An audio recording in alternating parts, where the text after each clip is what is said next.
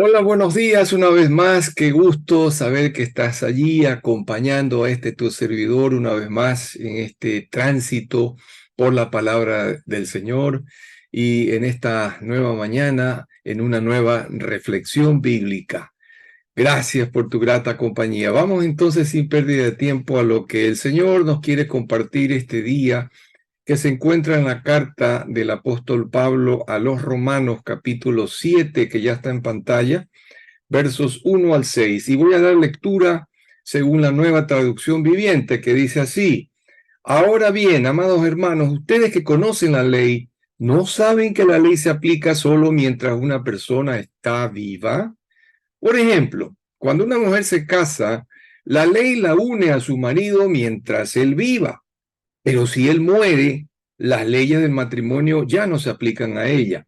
Así que mientras su marido viva, ella cometería adulterio si se casara con otro hombre. Pero si el esposo muere, ella queda libre de esa ley y no comete adulterio cuando se casa de nuevo. Por lo tanto, mis amados hermanos, la cuestión es la siguiente. Ustedes murieron al poder de la ley cuando murieron con Cristo y ahora están unidos a aquel que fue levantado de los muertos. Como resultado, podemos producir una cosecha de buenas acciones para Dios. Cuando vivíamos controlados por nuestra vieja naturaleza, los deseos pecaminosos actuaban dentro de nosotros y la ley despertaba esos malos deseos que producían una cosecha de acciones pecaminosas, las cuales nos llevaban a la muerte. Pero ahora fuimos liberados de la ley, porque morimos a ella y ya no estamos presos de su poder. Ahora podemos servir a Dios, no según el antiguo modo que consistía en obedecer la letra de la ley, sino mediante uno nuevo, el de vivir en el Espíritu. Oh, qué hermoso que Pablo escribe y cómo él explica magistralmente mediante una analogía, es decir, un símil como una parábola con el matrimonio, lo que ocurre con nosotros cuando venimos a Cristo en relación a la ley. Bueno, aquí Pablo empieza diciendo, qué hermoso este pasaje, ¿no? Les estoy hablando a ustedes que conocen la ley, ¿verdad? Ya ellos conocían la ley, los que leían esta epístola. ¿Acaso no saben ustedes que la ley se aplica únicamente cuando la persona vive? Claro, a una persona muerta no se le puede aplicar la ley, ¿verdad? Y da el ejemplo de un matrimonio. Pero qué perfecto que resulta este ejemplo. Presta atención, hermano, hermana. Cuando una mujer se casa, la ley la une a su marido mientras él viva, ¿no? Pero si él llegara a morir, por alguna razón, las leyes del matrimonio ya no se aplican, ella queda libre de ese compromiso, ese pacto que hizo delante de la ley o delante de Dios, ¿no? Así que, pues, mientras ella viva, en caso de que ella se uniera a otro hombre estando viviendo su marido, entonces cometería, pues, adulterio, ¿no? Eso, de acuerdo a la ley de Dios, se llama clarito adulterio. Pero si el esposo muere, ella queda libre como viuda y puede decidir si quedarse viuda o casarse de nuevo. La ley así lo permite, tanto la ley del hombre cuanto la ley de Dios. Entonces no cometería adulterio si se vuelve a casar. Y aquí está la cuestión que empieza a explicar Pablo de una manera magistral y brillante, y qué clarito que nos la muestra la NTV, mucho más claro que la Reina Valera, que es buena, pero esta me parece a mí mucho más clara. Dice, ustedes murieron al poder que tenía la ley sobre ustedes, la ley que acusaba, porque cuando tú cometías una mentira, la ley te decía, ¿no? Tú has mentido porque está escrito, no dirás falso testimonio, no mentirás. Y entonces te acusaba, el enemigo te acusaba basado en lo que dice la ley y ya tenías entonces un pecado anotado en tu acta de decretos, ¿verdad? Luego hacías otro y te anotaban y otro y te anotaban. Cuando vinimos a Cristo teníamos una larga acta de decretos que pesaban sobre o en contra de nosotros, ¿verdad? Entonces, la ley lo que hace es señalar lo que es bueno, y el pecado, gracias a la ley, te mata. La ley en sí no, pero a través del pecado te mata, porque la ley te hace ver lo que es malo, y entonces la ley termina en definitiva en condenación. Te condena a ti por los pecados que has cometido, ¿verdad? Entonces aquí explica Pablo que ya nosotros murimos a esa ley. Es como que si hubiéramos muerto a un anterior pacto que tuviésemos o que hubiésemos tenido. Claro, el antiguo pacto era la ley para los judíos, ¿verdad? Nosotros no teníamos ley, pero estábamos también condenados por los mismos pecados que cometían bajo la ley o sin ella, ¿no? Otros seres humanos, en este caso los judíos, ¿verdad? Entonces, cuando nosotros murimos con Cristo, dice, porque luego dice en Gálatas 2:20, ¿no? Con Cristo estoy juntamente crucificado. ¿Qué es? Nuestra carne, pues. Mi carne está crucificada con Cristo, porque en el momento que lo hice mi Señor, hice mío su sacrificio en la cruz. Entonces estoy identificado y unido a Él en ese sacrificio. ¿Y qué es lo que yo estoy sacrificando? Igual que lo que Él sacrificó su carne, yo también sacrifico mi carne, pero mi carne pecaminosa, esa carne que gobernaba con sus deseos pecaminosos y me llevaba todo el tiempo a hacer el mal. Entonces yo, dice Pablo, ya morí al imperio de la ley cuando morí en Cristo o con Cristo.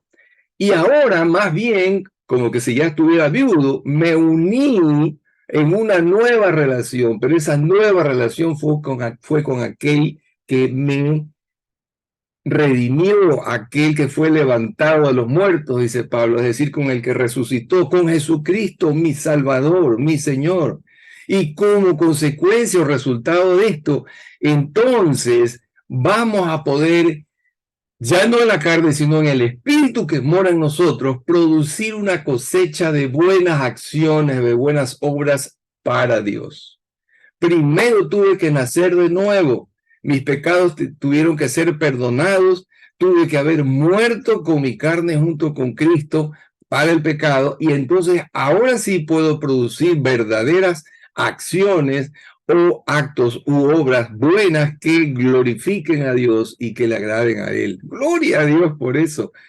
Y dice luego en el 5, cuando vivíamos controlados por nuestra vieja naturaleza, esa vieja naturaleza sigue en mí, sigue en ti y sigue en todos los que están en Cristo. Pero ya no nos controla. Gloria a Dios por eso. Ya no le obedecemos como que si estuviéramos nosotros adictos al pecado, como un adicto a la droga, que la droga, el cuerpo le pide la droga y él no sabe cómo hacer hasta que finalmente cae de nuevo en la droga. Ya no, nosotros ya no obedecemos, ya no estamos controlados, dice aquí explicándolo magistralmente el apóstol Pablo, por esa vieja naturaleza. Está allí, pero ahora nosotros en nuestro espíritu la estamos controlando, la mantenemos bajo dominio y ella ya no puede hacer todo lo que le da la gana. A veces puede que nos juegue una mala pasada, pero para eso está la sangre de Cristo. Venimos a los pies de Él, le pedimos perdón por esa caída que tuvimos y seguimos adelante caminando con Él. Ya no nos controla esa vieja naturaleza, ¿no? Esos viejos, esos deseos pecaminosos que actuaban dentro de nosotros con esa vieja naturaleza. Y dice la ley, esto es bien interesante y pon atención, hermano, hermana, la ley despertaba esos malos deseos, esos bajos instintos que producían una cosecha de acciones pecaminosas, las cuales nos llevaban a condenación, a muerte. ¿Por qué? Porque cuando tú no sabes que algo es prohibido, no te preocupas, o lo haces o no lo haces, pero no estás consciente. Pero cuando se te dice a ti como ser humano y a mí también que algo está prohibido, dentro de nosotros obra curiosamente como una picazón por hacer justamente lo que ya estamos conscientes de que se nos ha prohibido. No sé si tú te habrás dado cuenta, pero el ser humano tiene como una morbosa necesidad una morbosa necesidad de hacer justo lo que se le ha prohibido. Esto es lo que quiere decir Pablo aquí, ¿no? La ley que te dice lo que debes hacer y lo que no debes hacer, despertaba en nosotros ese deseo, hacer justamente lo contrario a la ley. Por eso es que hay muchas comunidades aborígenes que están muy apartados de la civilización, entre comillas, y al no saber que una cosa es mala, viven con una tranquilidad porque no lo saben, no están conscientes, no hay conciencia que los acuse. Pero cuando ya tenemos una conciencia, hay un brote desde el interior de esta naturaleza pecaminosa por hacer justamente lo que te han dicho que no hagas. Eso es curiosamente real y lo podemos vivir y palpar en nuestra vida. El ser humano, cuando se le dice que una cosa no debe hacer, es lo que quiere hacer. A un niño, tú le dices que algo no puede hacer y te puedes dar cuenta del niño y es como que te está mirando y quiere coger algo porque sabe que no debe hacerlo, pero como que él está a punto de hacerlo y mira a ver si tú se lo vas a impedir. Y cuando tú no lo ves, el niño coge, a pesar, o hace lo que se le dijo que no hiciera, a pesar de que tú se lo has advertido. Pero es que eso está en nuestra naturaleza, ¿no? Y esto está aquí claramente explicado, ¿no? Pero todo esto nos llevaba a la condenación eterna, que significa la separación de Dios. Toda una eternidad condenado a no saber nada de Dios y que Dios no tenga nada que ver con nosotros. Eso es terrible, ¿no? Pero termina diciendo Pablo maravillosamente, ahora fuimos liberados de esa ley. Esa ley ya no nos puede acusar porque la ley ya no está fuera, ahora entró y está escrita en las tablas de nuestro corazón por medio del Santo Espíritu, pero ya como un espíritu humano renacido que ya nos provoca amar a Dios, obedecerle a Él, seguir sus lineamientos y agradarlo en todo en nuestras vidas. Y dice que fuimos liberados, ¿por qué? Porque ya morimos a la ley. En Cristo ya la acusación de la ley no pesa sobre nosotros, por tanto, como dice Pablo en Romanos 8:1, ¿no? Ninguna condenación hay ya para los que estamos en Cristo Jesús, ¿no? Morimos a la ley y ya no estamos presos del poder que tenía, porque ahora la sangre de Cristo nos ha librado de todos nuestros pecados, limpiado de ellos, y cuando eventualmente pudiésemos cometer alguno, la sangre de Cristo inmediatamente nos vuelve a limpiar y nos mantiene limpios. Entonces ya no hay poder que tenga la ley. Ya no hay poder que tenga sobre nosotros en cuanto a condenación. Y ahora tenemos entonces libertad en Cristo, como dice también Pablo en Gálatas 5:1, ¿no? Que permanezcamos firmes en la libertad con que Cristo nos hizo libres. Podemos servir a Dios en libertad.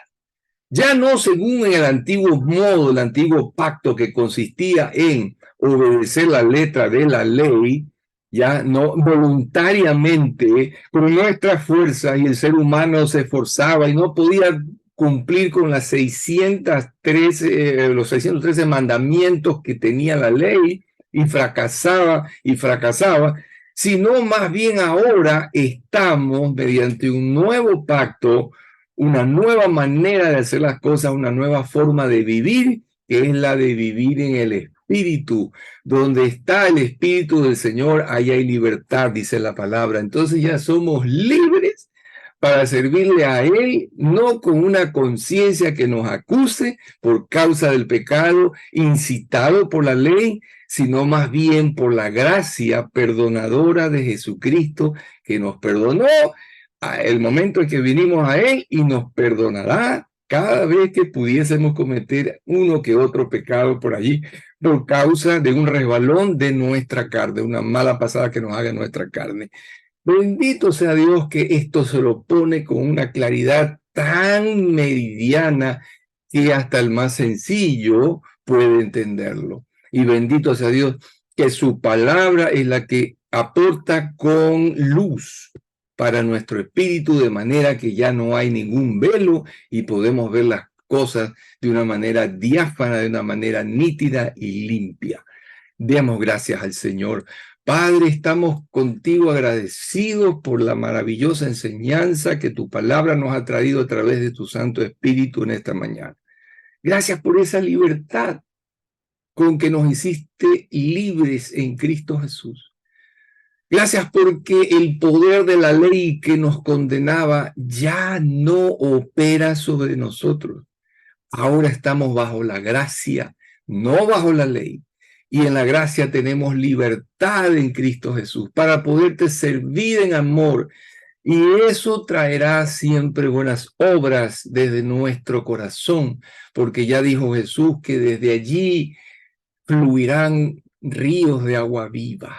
Bendito seas. Gracias por tu obra diaria en nosotros y gracias, Señor, por haber hecho este milagro que es por pura gracia, de puro regalo en nosotros.